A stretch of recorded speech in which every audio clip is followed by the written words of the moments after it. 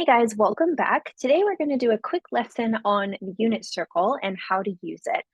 So first of all, why is it called a unit circle? Well, it's called a unit circle because it has a radius of 1. So all of these distances here are going to be 1. The unit circle is actually really a different way of thinking about your special right triangles. So when you think of your special right triangles, you have the 30, 60, 90 and the 45, 45, 90. So if I were to actually draw a line here and create this right triangle, we would have this angle's 30, this angle's 60, and that angle's 90. And if you remember those side ratios, it's going to be x root 3, and 2x. And what you'll notice, if we just divided all of these by x, sorry, I should really say divided all of them by 2x because we have a radius of 1, right? That would create a 1. If we divided that by 2x, we would get 1/2. And if we divided that by 2x, we would get root 3 over 2, which are these coordinates here, right? So don't worry too much about that, but just know there is a direct relationship between your special right triangles and the unit circle. So sometimes if you have your special right triangles already memorized, you can just use that rather than referring to the unit circle. However, the unit circle, there's a lot of repetition that we're going to go over next. And so it becomes pretty easy to memorize just with a little bit of practice. So let's talk about some of the patterns that we see here. First of all, there are really only a few values that even show up on the unit circle, right? We have -1 is the lowest number. We have +1 is the greatest number. We have a 0. We have root 3 over 2, 1 over 2, and root 2 over 2. And everything else is just going to be plus or minus any of those values. So, I mean, even when you think of what the denominators are in the unit circle, right, all of these really only have a denominator of 2. And then in the numerator, there's kind of even this fun pattern of 1, root 2, root 3. So sure, you have to remember the root, but I mean, you could even think of 1 as root 1 because that just equals 1, right? So lots of patterns just to even help you just kind of wrap your mind around it. Similarly, the other cool thing that you'll note is that these two, the x and y coordinates are just flipped, right? So that's pretty easy to memorize.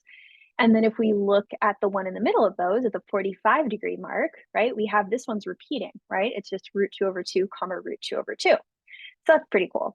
Now let's also go over the positive and negative nature. So above here, we have our positive y values, right? So what we'll note as we go around the unit circle, of course, all of these y values are going to be positive, right? But kind of notice how they're mirrored, right?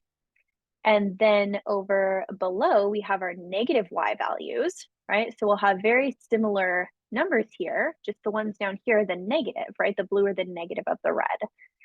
Then in the x direction, we have our positive x's over here. So we have positive x coordinates here.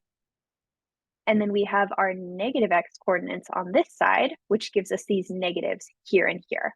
And you'll notice that's true of all of your 3 points, right? Your kind of 3, I'll call them kind of your 3 base points here, right? As you go around, you'll see all of your other points are the same. They're just going to be off by a negative sign. So now let's talk about one other fun rule. And the acronym that I learned was all students take calculus. So all students take calculus. And so what this tells us is that all of our trig functions are positive here.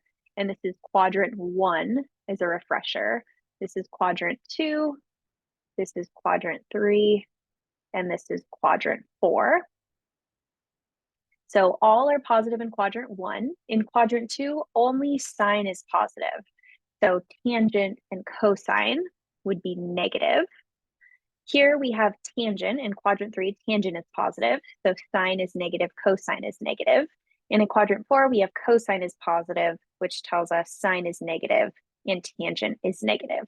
So if you can just remember where to start with quadrant 1 in your upper right, and then just remember all students take calculus, that's just a really easy way to check that you have your plus and minuses correct. So in case, you ever get your points confused with, is it, positive root 3 over 2 or is it negative? That's just like a second check that you can use. And now let's talk about how to actually use the unit circle and find values on it. So you can think of all of these points as being in the form of cosine comma sine.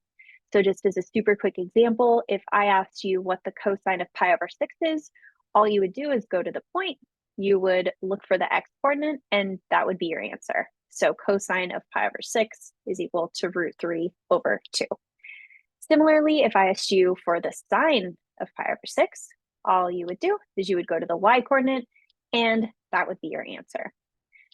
Tangent can get a little more tricky just because tangent is equal to sine over cosine. So you do have to deal with compound fractions. So as an example, tangent of pi over 6 is sine over cosine. So it's 1/2 over root 3 over 2. So I'm basically just going to give you a shortcut here. The shorter way to do this is to eliminate your denominators because they're the same. And so you would be left with 1 over root 3, but now you do have to rationalize the denominator. And the process to do that is we multiply by root 3 on top and bottom. So we end up getting root 3 over 3, which can seem, I mean, it seems a little long, but what I will say is that as you do this more and more, you're going to start to remember this because, again, there's only a few things that really even appear on the unit circle. So it gets a lot easier with practice and you start to just memorize it. The last thing that I will note is that all of these angles are given in both degrees and radians, which is nice.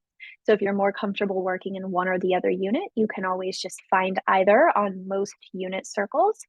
And the last thing that I will note is if you ever have to do the inverse trig function. So remember the inverse trig functions are your secant, your cosecant, and your cotangent. So let's say we wanted to find the, let's just say cosecant of pi over 6.